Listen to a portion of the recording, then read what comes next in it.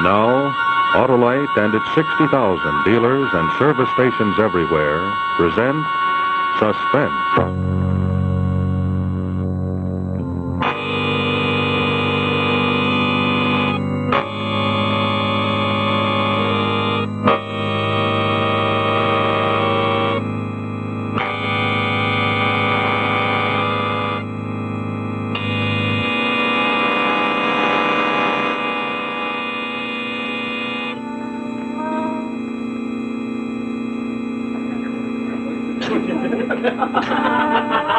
Listen, sir. Please, sir. Good evening, Mary. Good evening, sir. Tom? Listen, sir. Listen, please, sir.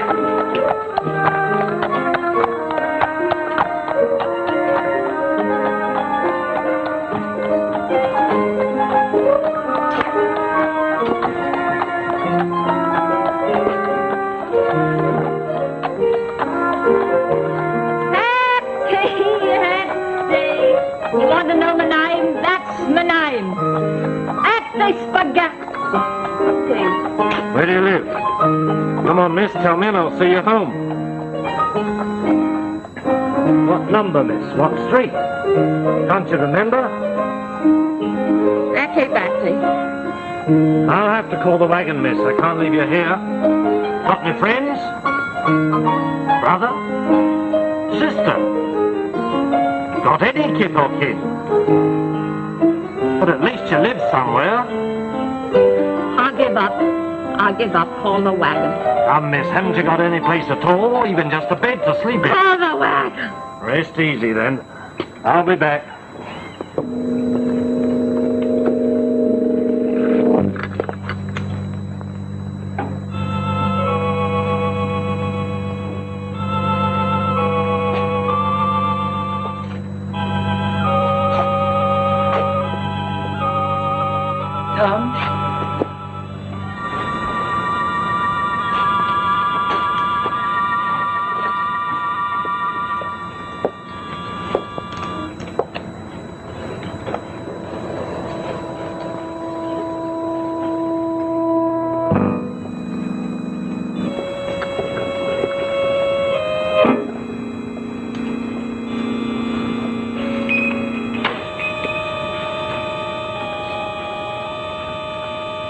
If it's shelter you're looking for, you can find it in here.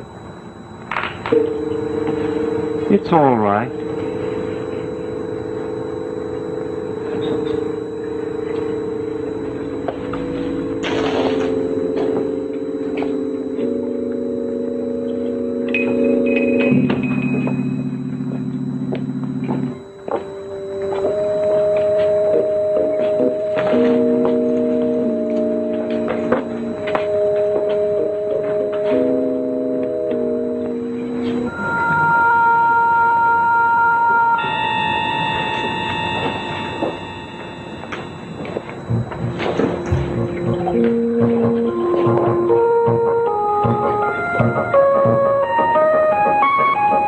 Wipe your face.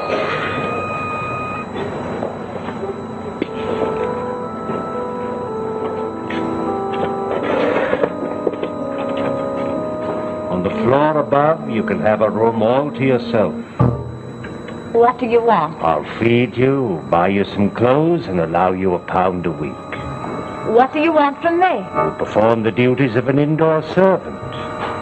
What else? Nothing. But you must obey me in 2 things. You must always keep the front door closed, and you will never leave this house alone, except in the morning when you go to do the shopping. You see that door there? That leads to my laboratory. Nobody goes in there except my assistant and my clients. You're never to enter that room.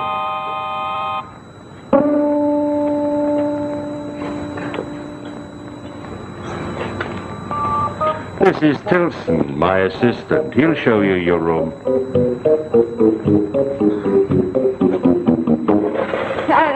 I don't think I'd better... Sleep well, Hetty. You'll see things more clearly in the morning.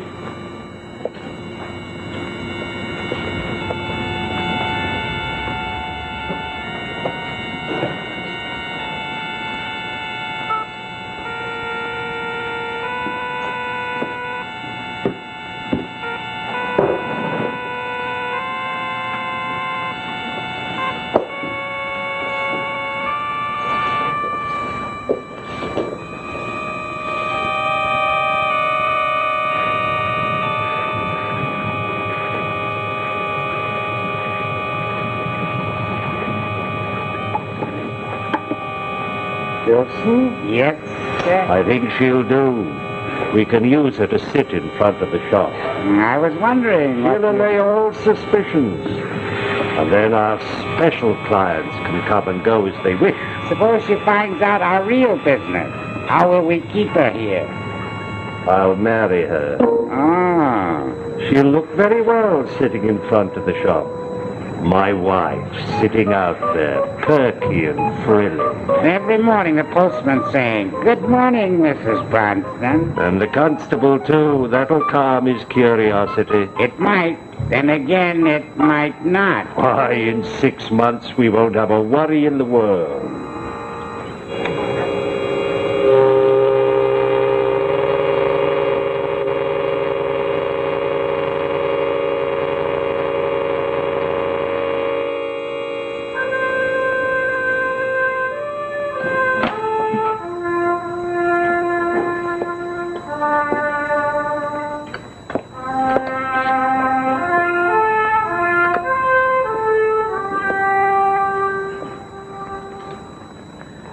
Good morning, Miss Eddie. My, what a chest you must have.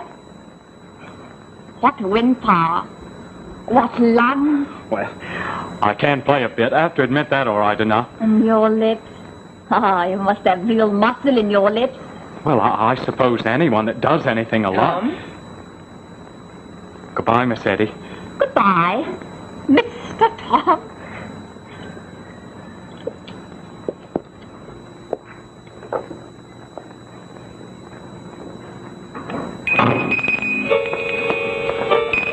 You dare close that door again, I'll scream bloody murder up and down the street, I will.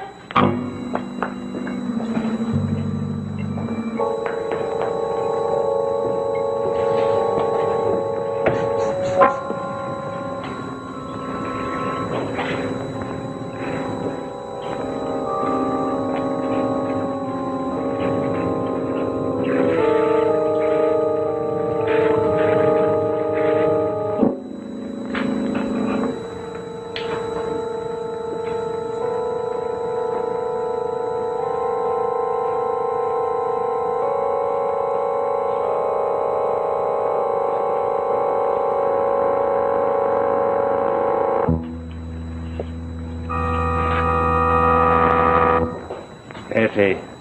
I won't close the door. I'm a human being, I am. Can't stay here cooped up month after month without a word to no one. Hetty will close the door.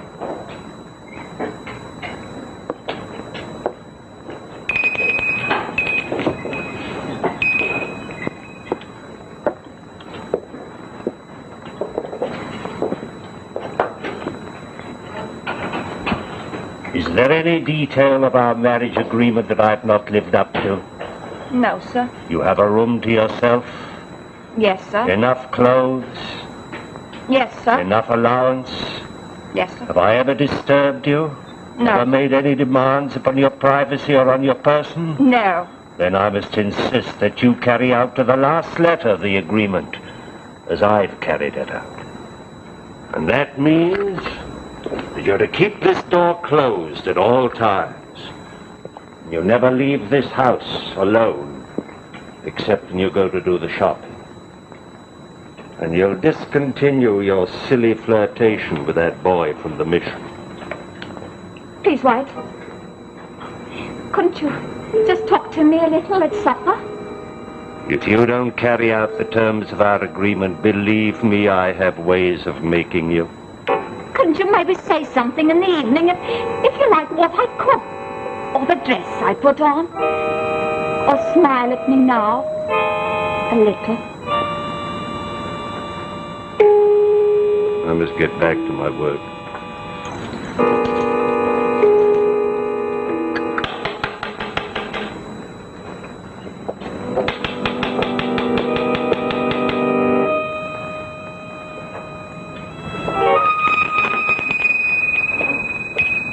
What's the matter? Not ever to go out again except to shop. Is that what he said? He is a stern one, all right, all right. Then I won't be seeing you outside? Just through the window? Etty, I bought something for you. Well, not really bought it. I picked it out of the rummage, but it's absolutely new. I wanted to give it to you because of my respect. And then I thought maybe you might let me even kiss you. It's a yellow scarf. How beautiful! Tom? Yes, Etty. I gave my word I wouldn't go out. Well, that doesn't mean I can't come in here. No, that doesn't mean you can't come in here and kiss me. And kiss me, and kiss me.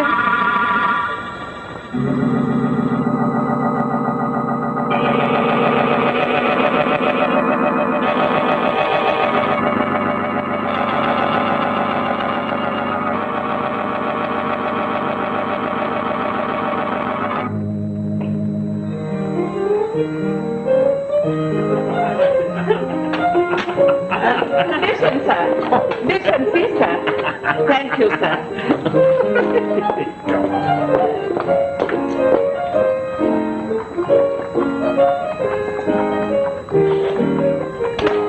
Are you looking for your girlfriend, Tom? Am I what? Are you looking for Potiphar's wife? Potiphar's wife? Mission, sir. Mission, please, sir.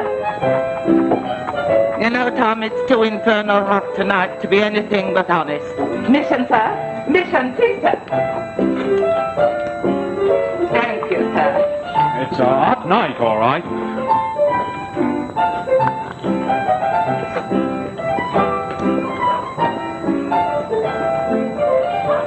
You said it's a murdering hot night. Mary, Yes? did you have in mind to ask me some question in reference to Hetty Bronston? Tom, do you know you're meddling and mixing with another man's wife? I do. Well, why don't you stop? I tried to. I don't blame you, Tom. She's a woman with a soft, loose mouth. Anyone can see that. I tried to stop a month ago when I give her a scarf, but I didn't. Now I can't. So I suppose I'll just keep on till it comes my time to pay for it. Mission, please, sir. Mission, sir. Mission, please, sir.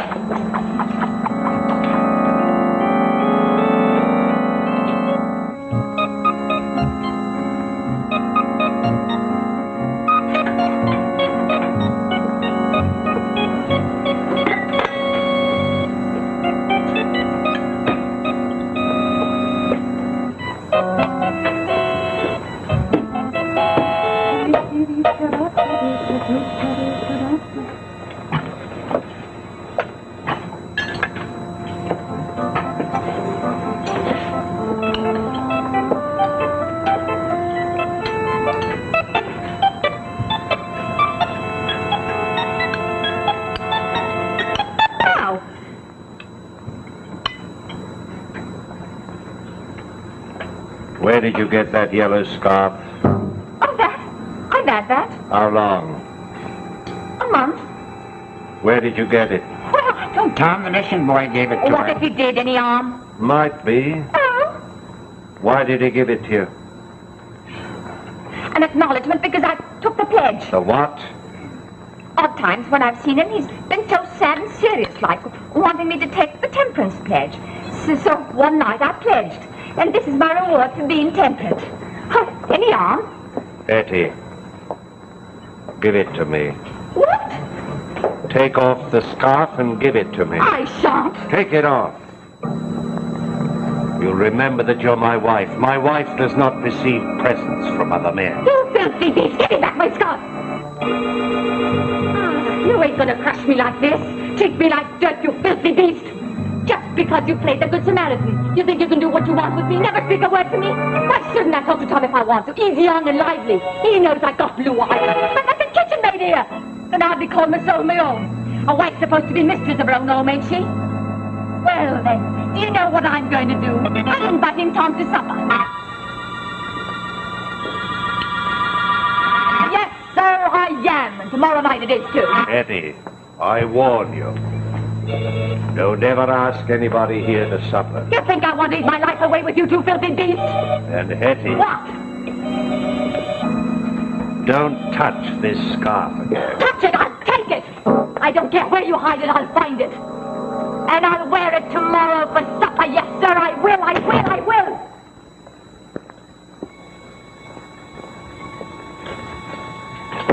Drunken wanton. Pick her up out of the gutter. Give her a home. What does she want to do? Bring it down in ruins around my ears. Well, this scarf will be slowly destroyed. She will be too, if she doesn't learn her lesson.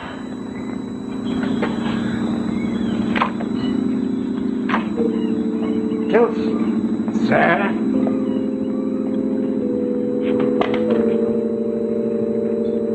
Let's ask the boy from the mission to supper. The two of them can stand a lesson.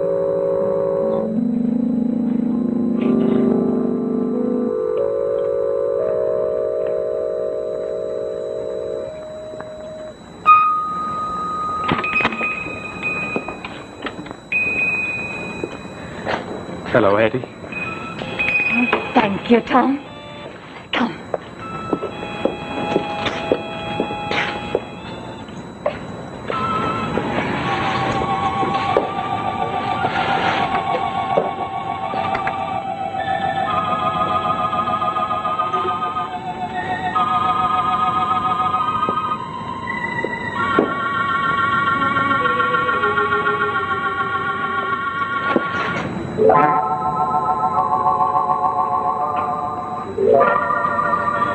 Where is he?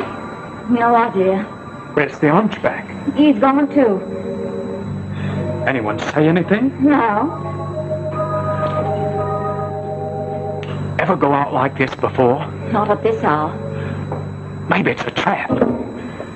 Maybe it is. Oh, Tom.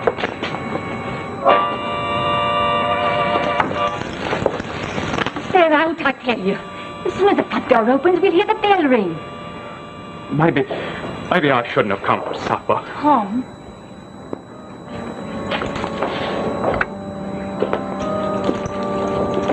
Tom. He took your scarf. He took it from me in a beastly fury. It's in there, in his laboratory. You mean I'm to get it? Found the key. Didn't dare go in alone. Never once been in there. Will you go with me now, Tom? Do you really want the scarf so much? Yes, I do.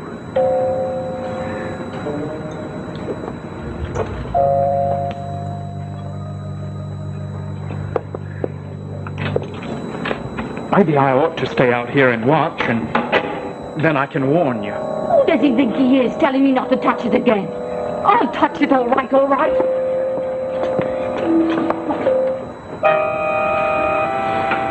I've got to show him, I've got to.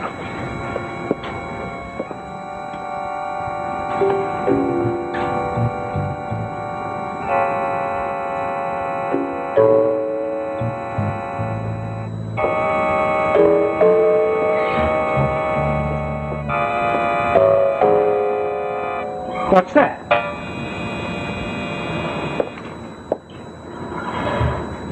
It's there! Hurry!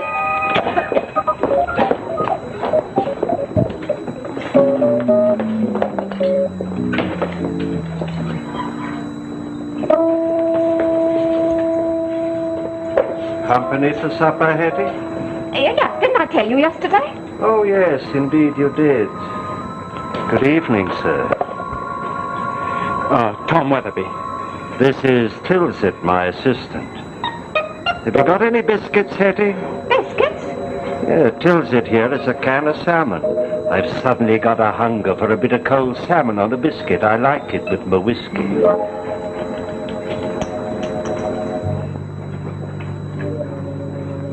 You got the can opener, Hetty? I looked for it earlier. I couldn't find it. Well, it doesn't matter. That old hunting knife of mine will do. This one, sir? Yes. Hold the can steady for me, lad. You know, it's a funny thing about this old hunting knife. I've never actually killed anything with it, because I'm not a hunter. But I imagine if anything came prowling around, I could frighten it away. Hold it steady, lad. That's right.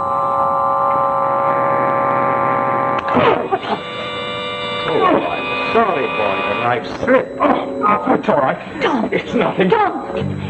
Better bind it up, Hetty. Get something to bind it up. It's all right. I think I'll be going along now. Better that way. Too bad about supper, boy. Some other time, maybe. Tom, you can't go that way. You're bleeding. I'll get some gauze from the laboratory. No, I've got something here. Where did you get that scarf? Did you steal it from my laboratory? Mind your business. Don't use that scarf, Hetty. I warn you, don't use it. Shut up, you beast. Hetty! Can't you see him bleeding? Hetty! There, you see? Well, and what now? Tom, whatever is it? It's burning. It's fire in me. This hell's fire racing through my veins. Wash your hands, Betty. That powder will burn. It's fatal if it gets into an open cut. Come with me, lad. I'll see what I can do for you. You filthy devil! Oh, God. God, I can't stand it. It's that scar. It's going all over. What has she done to me? Oh, Mama! Mama! Mama!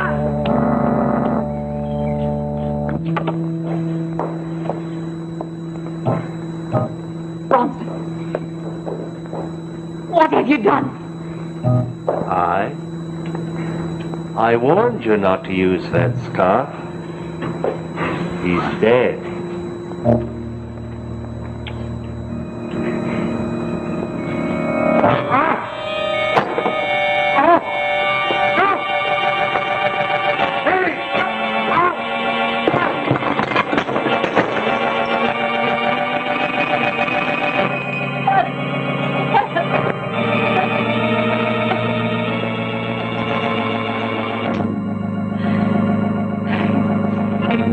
Get your wagon.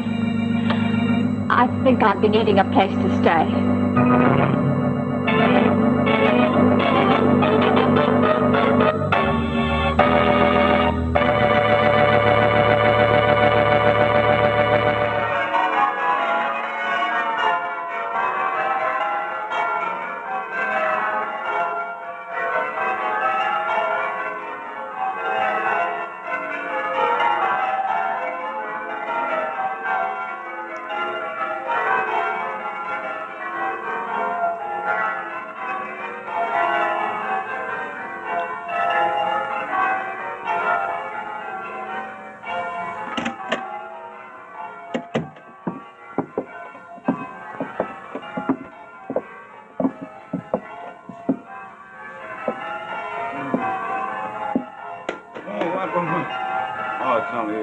Hey, did you hear the bell, Sarge? The war is over. Look, this No gent... way, let me sleep. This gent wants to make a deposition. He says he saw a murder. Wants to get it on record. Hey. Oh, gent. Murder, deposition, Oh. Yeah. The major says if you give me the deposition, I'll write it down for him in shorthand. Now, first we'll fill out some blanks.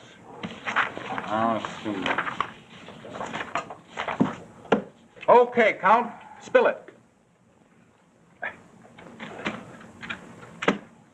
Thank you.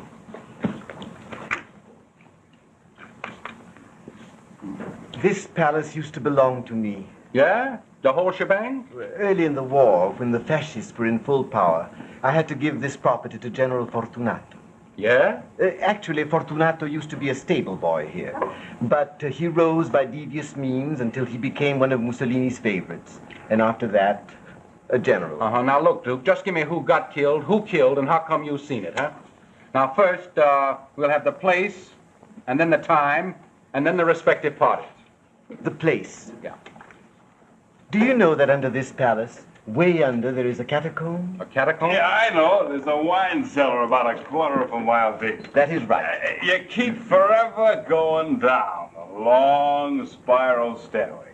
Every few steps, the corridor leads up, lined with vintage wine. And they keep that out of bounds for us. You know, after searching for 3 years through the whole of Italy, I can pronounce it the greatest wine cellar in the I know it used to be. Okay, now, Count, place of murder, huh? Well, the catacomb is at the bottom of the spiral staircase. It is so far down that it's actually under a riverbed. Now, look, Duke, I know this is important to you, but all I need is just 5 words to fill in the blank. For thousands of years, my ancestors have been buried in that catacomb. And down Your there... Royal Highness, I'm telling you, baby, I don't need all that. All I need is just 5 words. Way under there is where the crime took place. Ah, that's better. Murder, catacomb. Next, time of murder. Time. Now, what do you say, Prince? Let's blow your nose and get on, huh? Time of murder.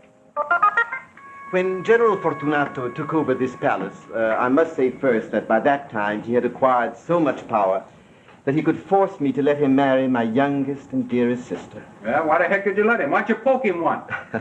You Americans are so charming and so simple.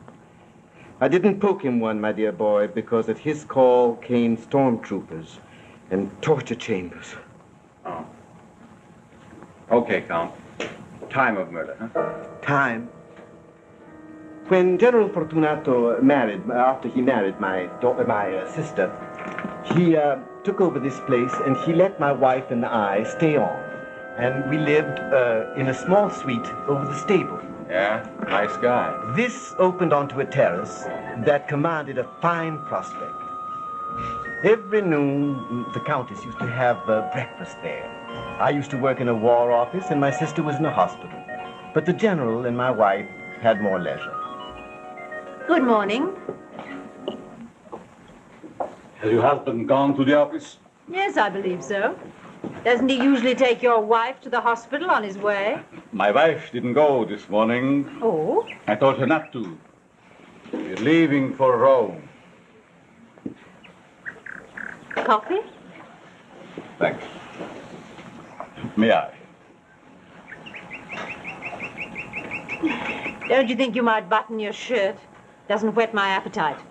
We're flying in 15 minutes. Perhaps you could have one of your colonels to deputize to comb your hair for you in the morning. Do you know what that means? What are you chewing on? It means I won't come back. Not until the war is over, anyway. You'll keep amused. Without you... Why not? Am I part of your pleasure? Come to Rome. Don't be ridiculous. Couldn't you spend the winter in Rome? Where should I live? We've shut up our house there. I could get you a luxurious apartment. I dare say you'd steal it from someone if I'd let you. You could help me in Rome. As my sister-in-law, you could entertain brilliantly. It would be very good for me. You have a wife, haven't you? Oh, she's very simple, just like her brother. Understand, it would be good for me. And it would be good for you. You could have Rome at your feet.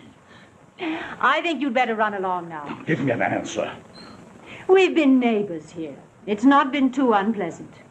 But Rome is different. Rome is public. What if I won't be married? Answer me. What if you won't be married? General, I find your stable boy's mind very dull this morning. Bon voyage.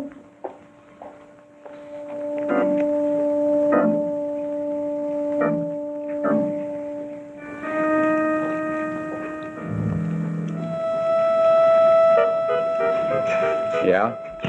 And then? Exactly 1 year later, the general sat in the same chair. By that time, my sister had been killed in an airplane accident, and my wife was living in Rome. On April 12th, the general came roaring up from Rome in a Bugatti of mine he had previously taken over. He invited himself to dinner. And half an hour later, the murder took place.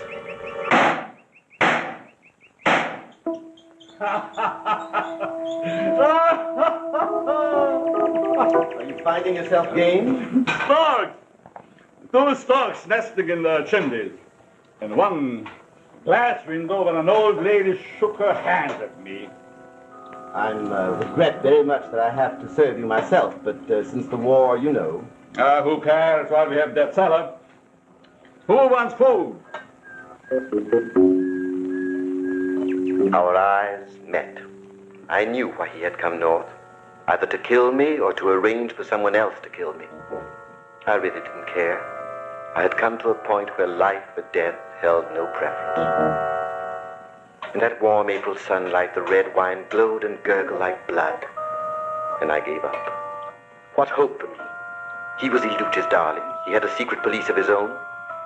Actually, I suppose he thought he was being very decent to come in person. He might have sent his agents in the night. Well, my friend, what do you hear from your wife these days? She's in Rome, isn't she? How should I know? You're the husband. Surely the husband knows of the wife and her whereabouts. She spent the winter there, I believe, trying to secure a divorce. Do you have a cigarette? Yes.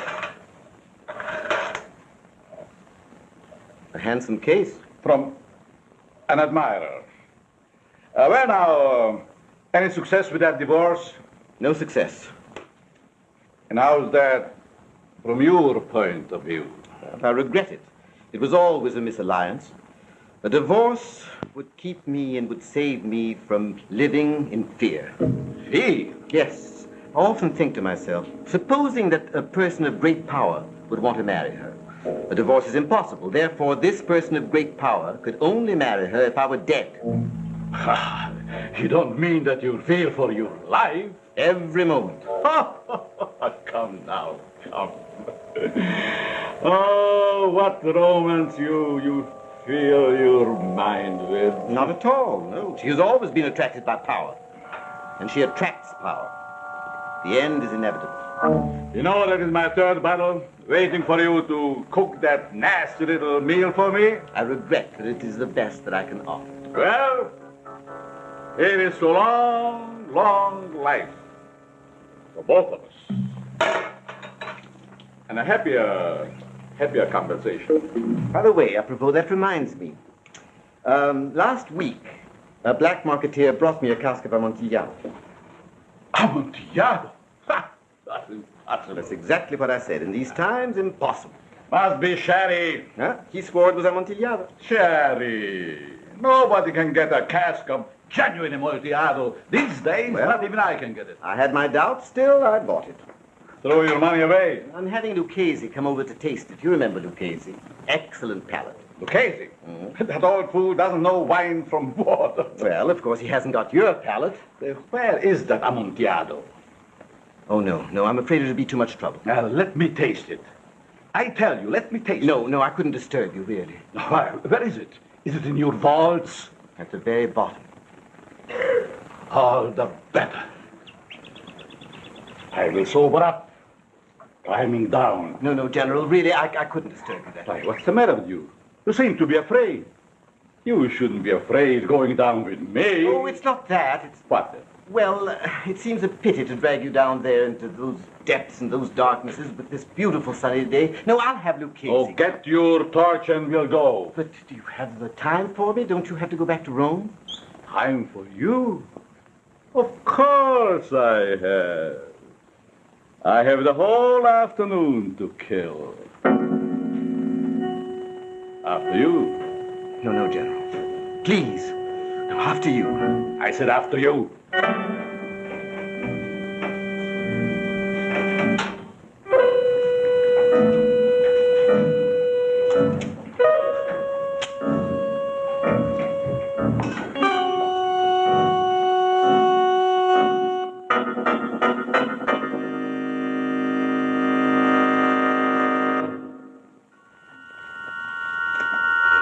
And now, the second act of A Cask of Amontillado. I had trapped myself. Of course he was anxious to taste the Amontillado deep in the vault. What neater way could he be rid of me?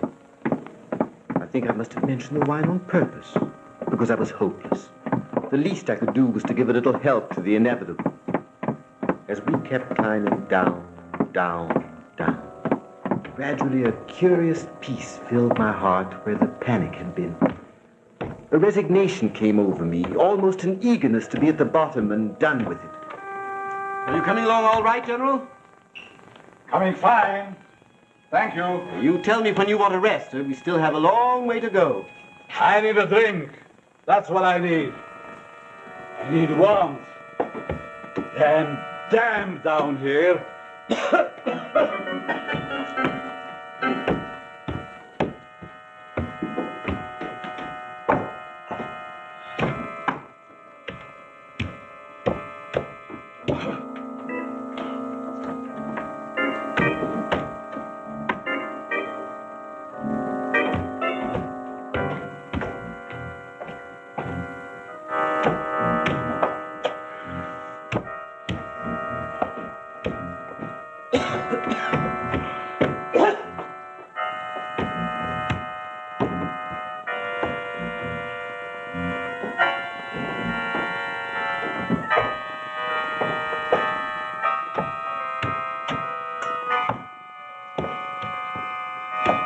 General. Amontillado? No, I mean Medoc. Oh.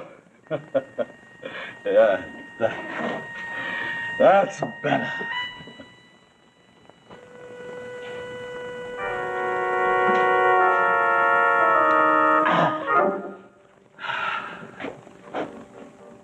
As a matter of fact, we've gone down far enough. Let's forget the Amontillado. No need to go any lower. It's silly. Let's make a finish of it right here and now. Sit down, dear fella. Need a minute to catch my wind. Now sit down.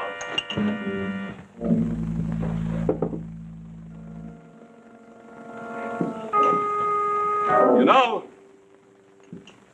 I owe you a great deal, and I give you credit for it. Even when I was your stable boy, you saw I had a hand to run things. I was always aware of a great eagerness on your part, that is true. So you gave me money to go to school.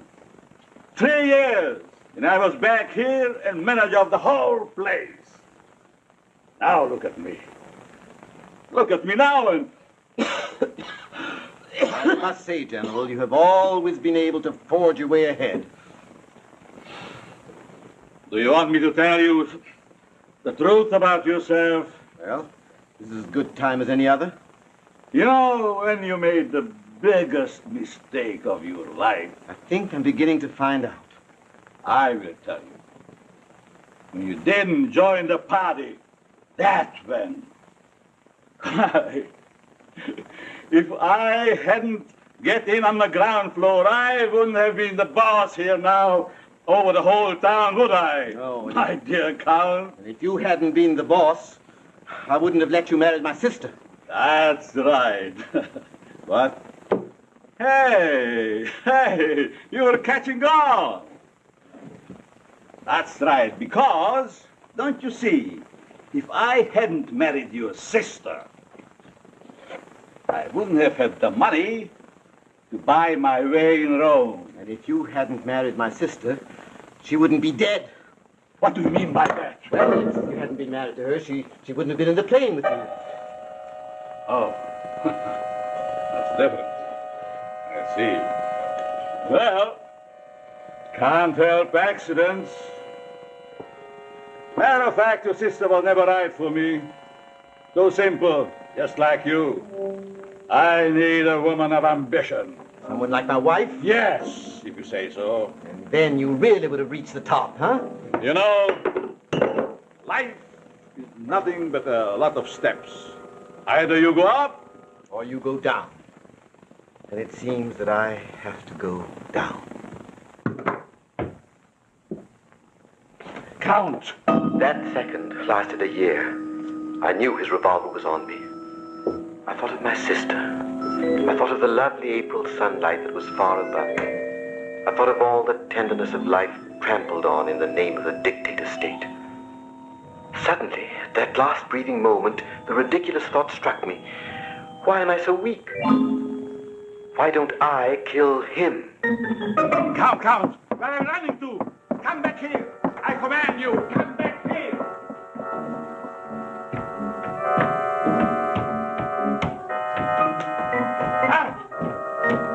Count!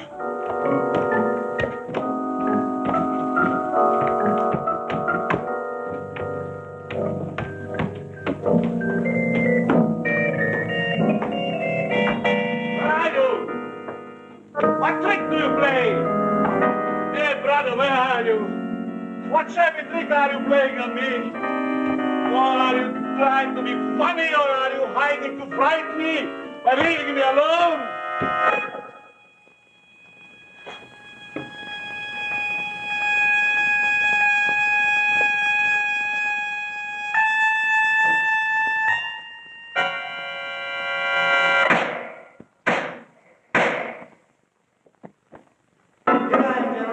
Here at the bottom.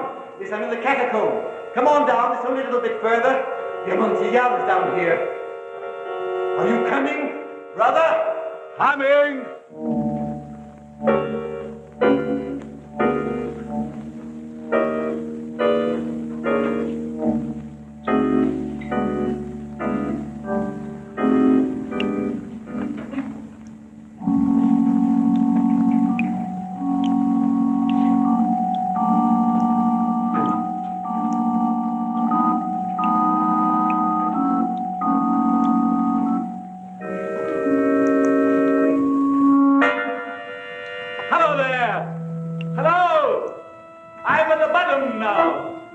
Where are you?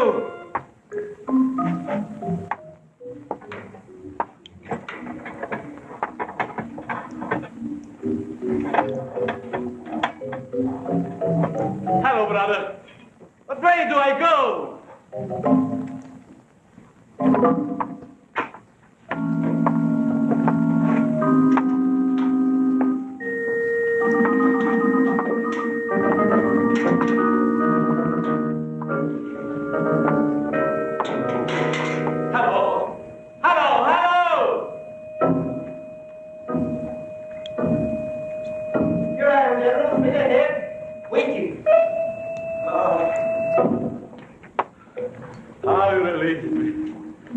I thought I lost you. Did you hear my gun? Oh, so awkward.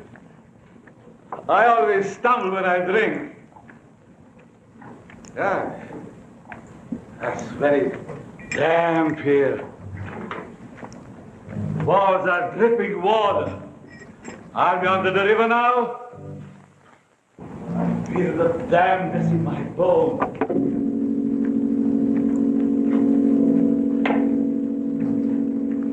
Well, what are you? Stonemason? The bad sag overhead.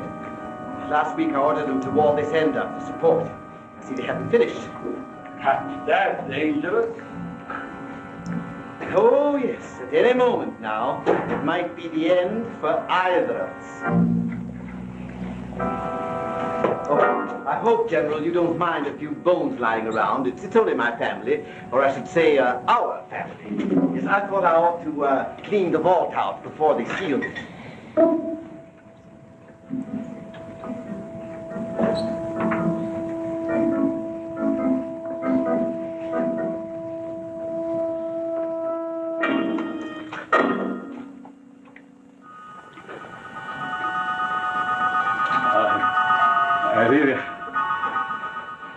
I didn't kill your sister. It was an accident. Pure accident. And your wife, she came after me. She came, I swear it. Would you like to be buried with my ancestors? You wouldn't dare shoot me. If you don't back into that vault, I will. They would find me and they would kill you. They will torture you. Back into that vault!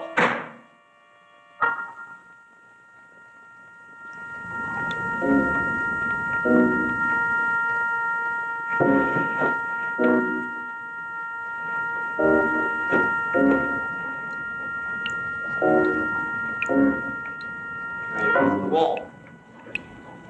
Reach up your hands till you feel the chains.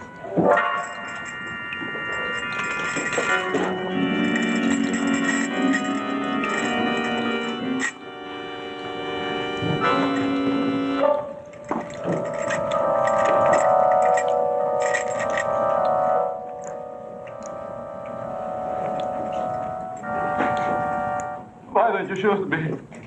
Huh? What are you doing? What is that?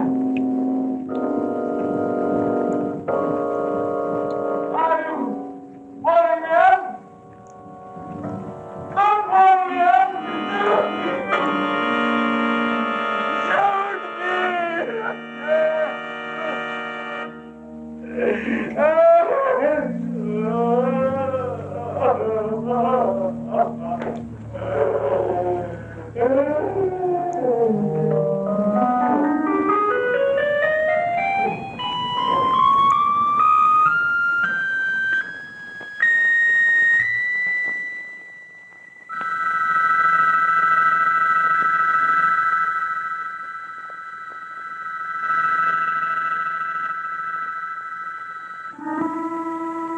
The wisteria was in bloom, covering the rooftops below me.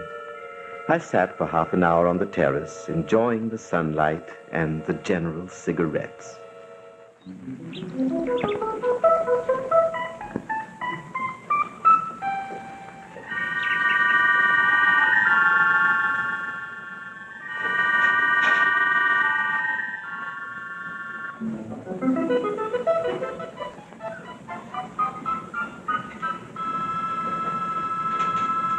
Then what'd you do? What'd you do then? Then I disappeared. I went into Switzerland. And then I came back and I joined the underground. And always I say, when the war is over, I will tell my story. And may justice be done.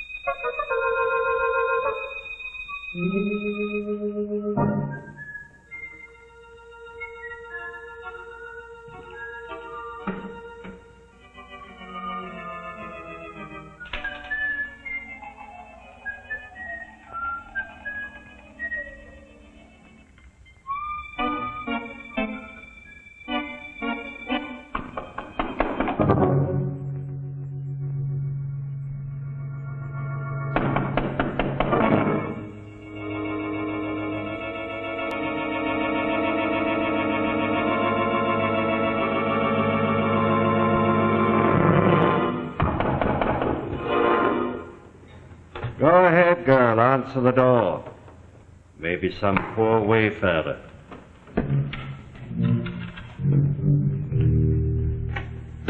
Could you put us up for the night? Sorry, sir.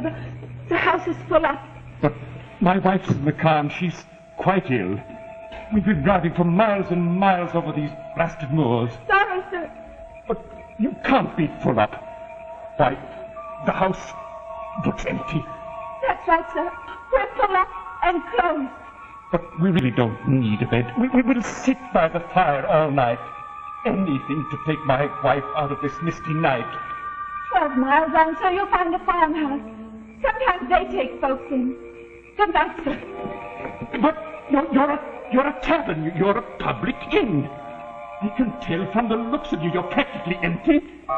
Sorry, sir, but a certain party has taken this pub over, entire and complete.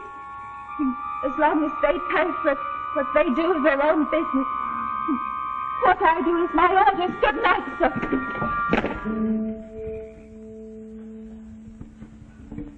How much longer are you keeping us here for, Top? He won't tell you. Never know a thing with the Toff. He's a quiet one. How long did you rent this here pub for? Your turn, Albert. Will that be all for tonight, then, sir? It's late, you know. You can leave out 3 meat pies and 2 bottles of claret. Yes, sir. And whiskey. They're all on the dresser. Good night, sir. Wait. You're the only one sleeping in now? You sleep alone in the garret, do you? I do. Well, I hope you sleep well tonight. And if you should hear anything irregular, don't feel you have a duty to get up and investigate. Oh, no, sir, I won't. Indeed, I won't.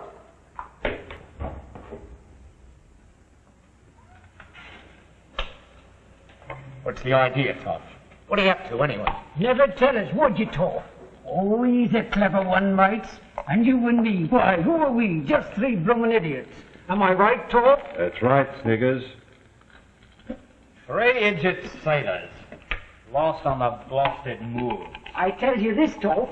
We may be 3 bloody merchant seamen to you, but there's one thing I've learned. What's that, Sniggers? Yes, sir. I've been sailing from cape to cape, and in all the rich corners of India. And there's one thing I've learned. I'm waiting. It's the clever ones, Toff.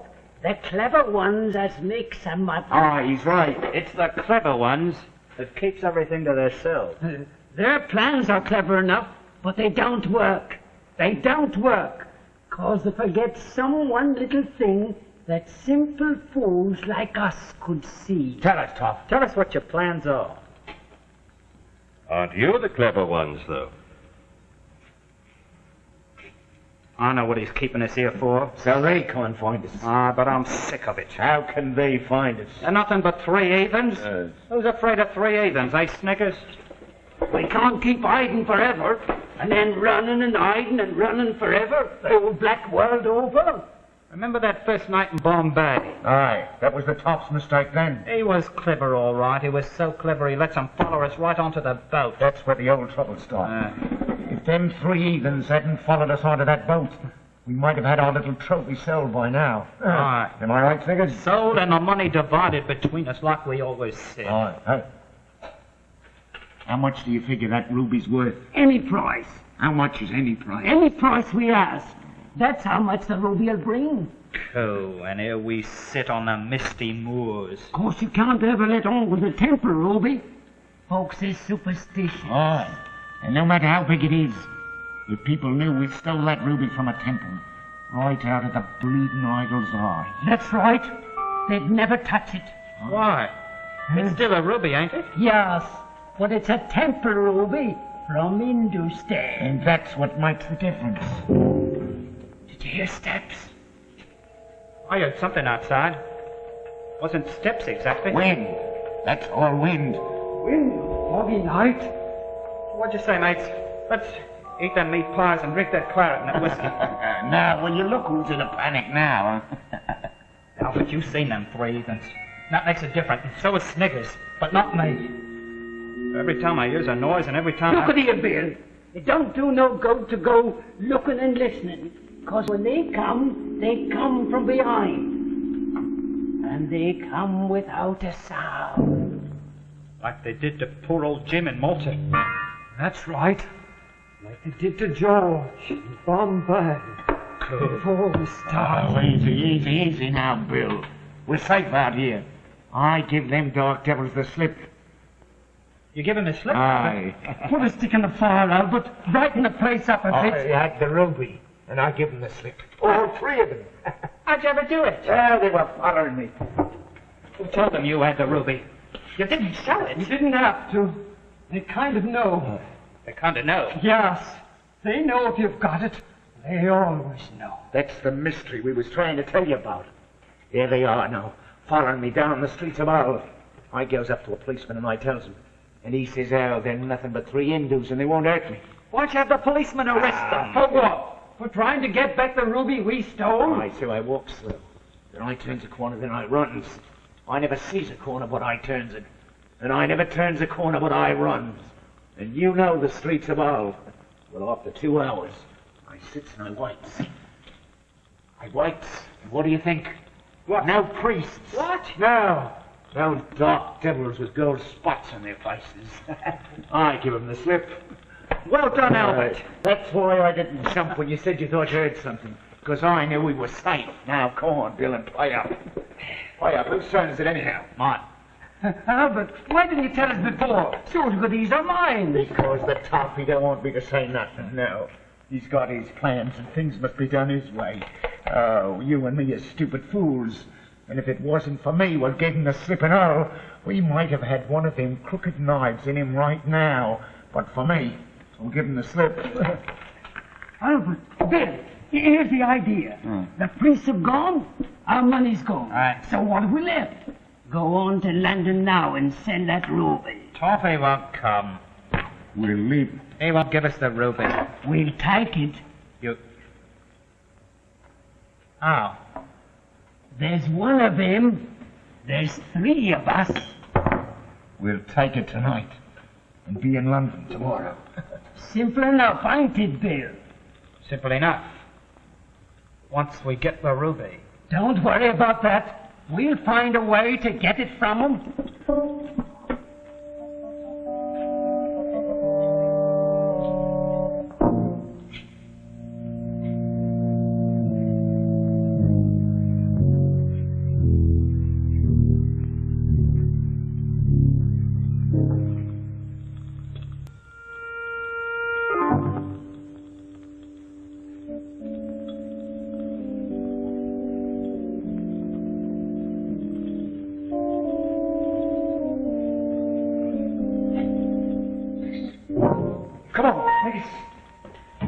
Well, goodbye, old man. We'll see that you get your fair share. But there's nothing to do here. No girls, no dance halls. We must sell that ruby. I'm not a fool, Bill. Oh, of course not. Of course you ain't. And you've helped us a lot. Well, goodbye, old man. Say goodbye. Of course. Goodbye. And open the shutters again, Bill.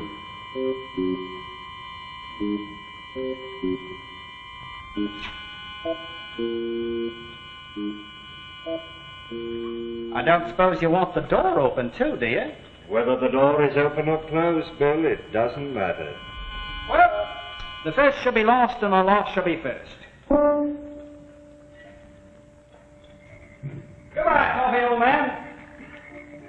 Come on.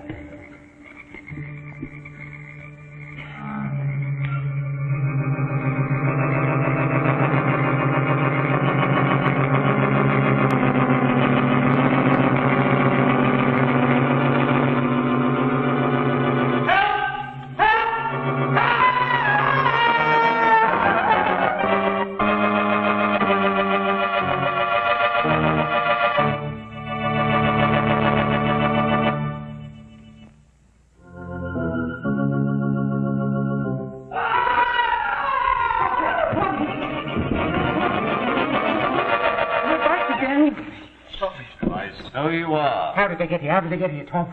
They walked, of course. But it's 80 miles from here to Hull. Did you know who was here, Tom? Expected them about now. 80 miles? What are we to do, Toffee? Ask Albert. If they can do things like this, there's no one can help us but you, Toff. I always knew you was the clever one. We won't be fools no more. We'll obey you. You're strong enough and you're brave enough. And not many would steal a ruby eye from out an idol's head. And from such an idol as that was to look at, and on such a night, too. You're brave enough, Bill, but you're all 3 of you fools.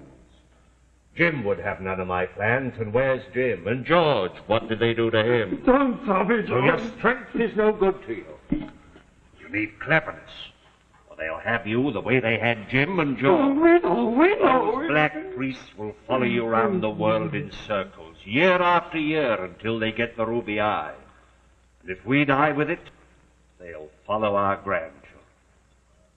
And this fool thinks he can escape from men like that by running round 3 streets in the town of Hull. What's truth? You haven't escaped them, because they're here. So I suppose. You suppose? I took this place especially to receive them. Well, you're a deep one. I saw something just then. Hadn't we better shut the shutters? Don't shut the shutters. But, Toffee, they can see us. One doesn't let the enemy do that. I don't see why... No, of course you don't. No revolvers now. Well, why not, Toff? Don't want any noise at my party. We might have guests who haven't been invited, but knives are a different matter. I think they're coming now, Toffee. Not yet. Well, when will they come? When I'm quite ready to receive them. What do you do when they come? I shall do nothing. What? They'll creep up behind me. And then my 3 faithful friends, Sniggers and Bill and Albert, will do what they can. You can trust us, Toff. If you're a little late or slow, you'll see reenacted the cheerful spectacle that accompanied the death of Jim in Malta. Don't, Tommy. All right. Leave me there, all right? Now, I shall sit here with my back to that door. Now, you 3 go out, one by one. Mind now, be sure you cross that open window so they'll think you've gone to the other room. I get it, Toffee. Then, crouch low, creep back so that you'll be hiding here when I need you. Night, Toffee. Night, Tommy. Good night, Toff. Turn out the lights. I think the firelight will prove more inviting. No revolvers now. The police in Yorkshire are proverbially inquisitive.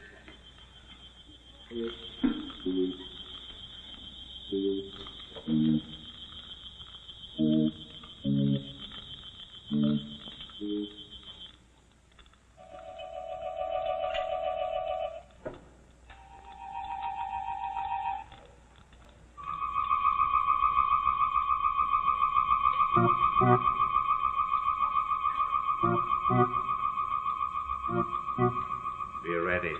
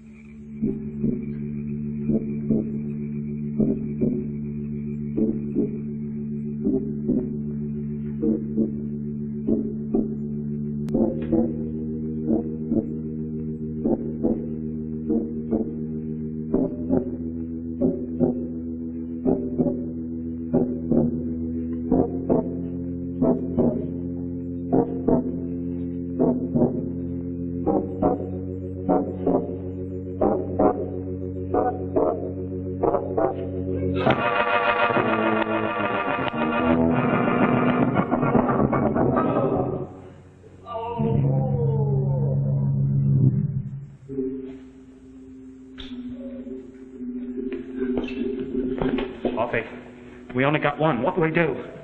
Only one? Yes. Very well. You shall now witness my demise at my Yorkshire residence. I shall be knighted, and you'll be ready to receive guests.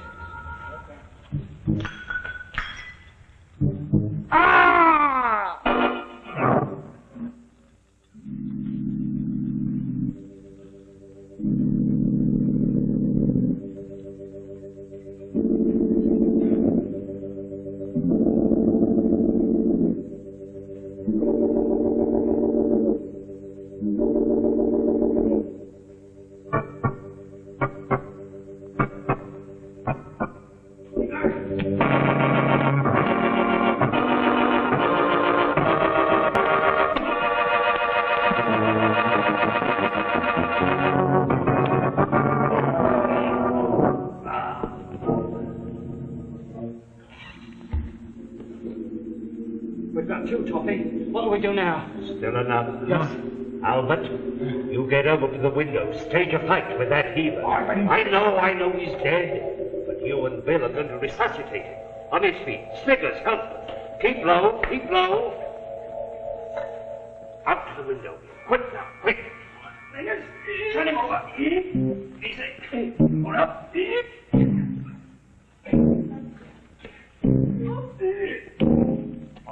Walk it.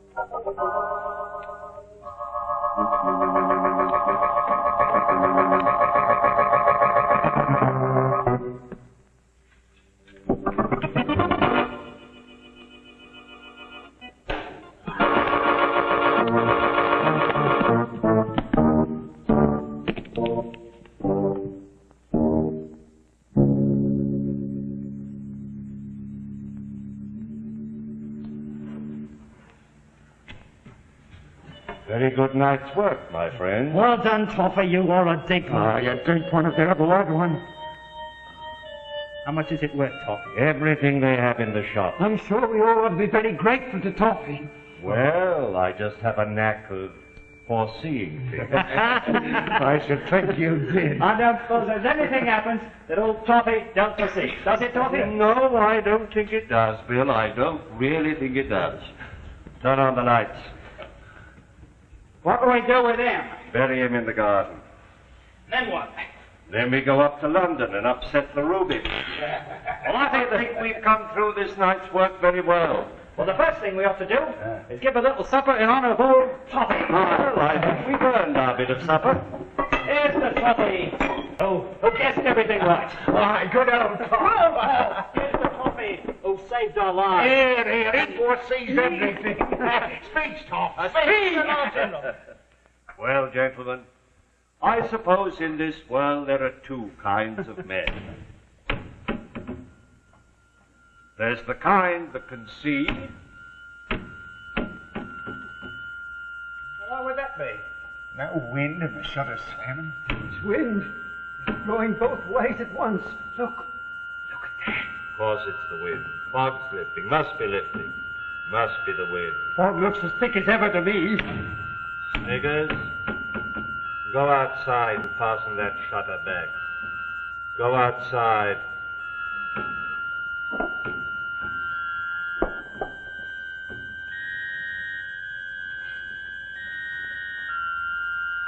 Well, gentlemen, as I was saying, in this world there are two kinds of men. Those who can see and those who can foresee. Now, the advantage of being able to foresee... Stop it! I've been thinking about my share in that ruby. I don't want it, Toffee. I don't want it. Nonsense, Sniggers, nonsense.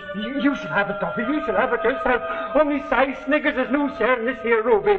Say it, Toffee, say it. Want to turn informer, Sniggers? Toffee, take back my share, Toffee. Take it back. What do you mean? What are you driving at? I saw something. I saw something what I didn't like. What didn't you like? Toffee, take back my share. Please take it, Toffee. What have you seen? The idol. I've seen the beastly idol. You couldn't have. Take back my... He's blind. He's groping. He wants that ruby eye back. Then give it back, Toffee. Please, Toffee, please give it back to him. I dare you, Toffee. Put that ruby in the window and you'll see. That's what he wants. That's what he's groping for. That's what he must have.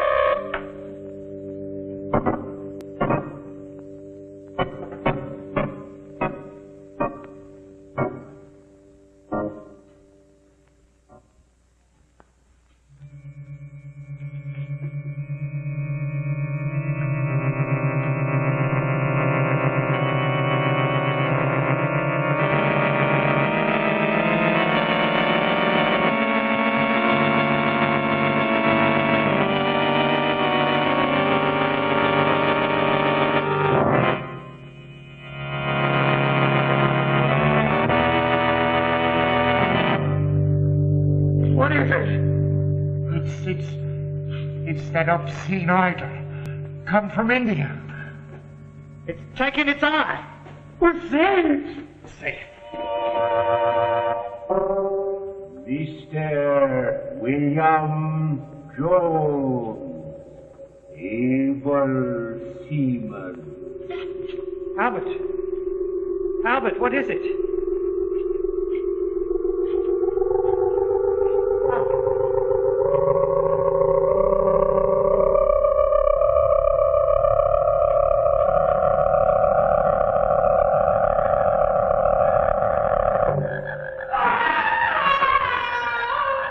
What's happened? I've seen it. What was it, Sniggers? What is it? What is it? Mr. Albert Thomas, able seaman. Must I go, Tommy?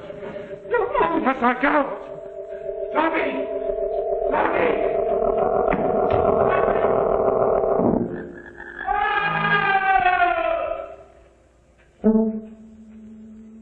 Mr. Jacob Sniggers Smith, able seaman. I can't go, Tommy. I can't go.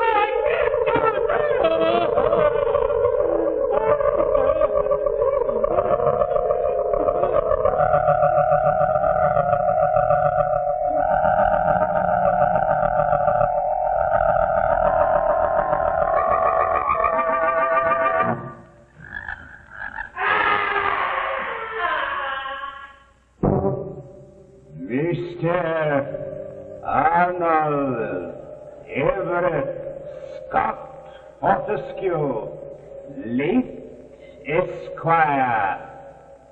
Too late, the toffee. This I did not foresee.